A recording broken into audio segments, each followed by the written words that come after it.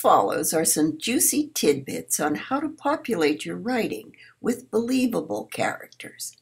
Action, dialogue, and emotional traits make for interesting and three-dimensional personalities. Don't forget the oddballs, individualists, and free spirits who cross your path. Watch on. Hi, my name is Lynn Haney. I'm an author and I'm also a writing coach. People come to me perplexed about how to get on with their stories. And I always start with the word character, which is what I'm going to tell you about today. So I'm going to give you an example. We'll pretend this person's name is Max.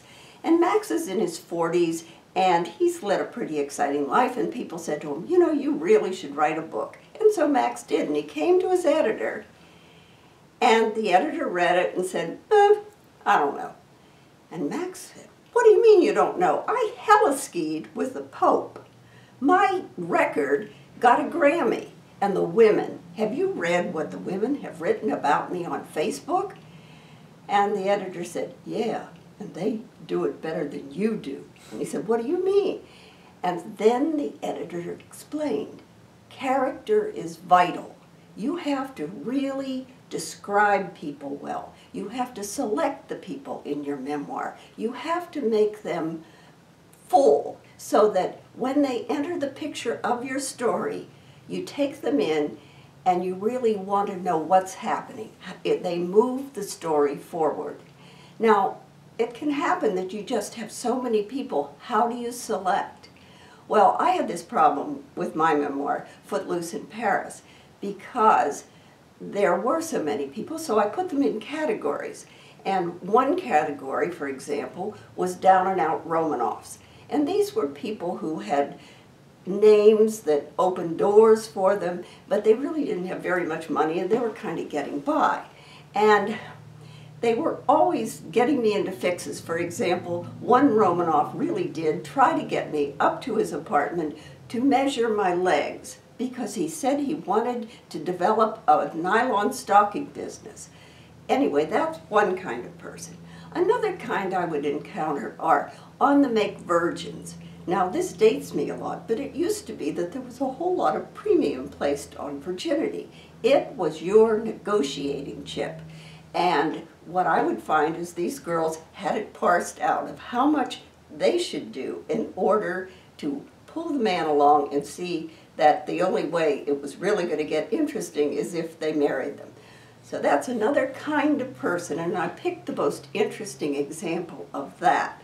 So there you have two sorts of people, and then there were remittance men and women.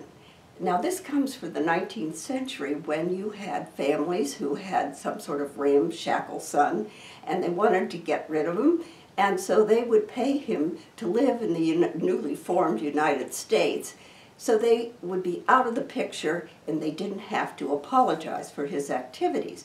Well, Americans were doing this in reverse. When I was in Paris, for example, an acquaintance showed up at Christian Dior where I was working, and she was 8 months pregnant.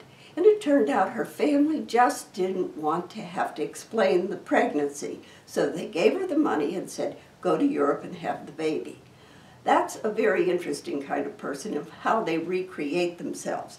Now, what makes a character interesting? Why didn't Max's book work?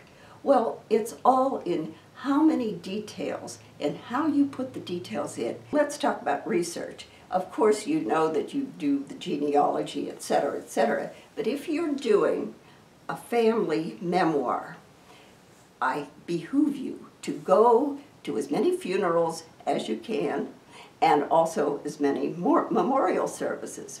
Harold Macmillan, who was a prime minister of the United Kingdom back in the day, and he had some other pretty good gigs, that memorial services are the cocktail parties of the geriatric set. But don't just go, you know, talk to your far-flung relatives, bring a scanner if you can, and ask them if they have any pictures, because often people will bring pictures to the services. Anyway, get as much as you can and Just sit down and write it. People are so afraid. They're so afraid of offending. Press on, write on. That's my message.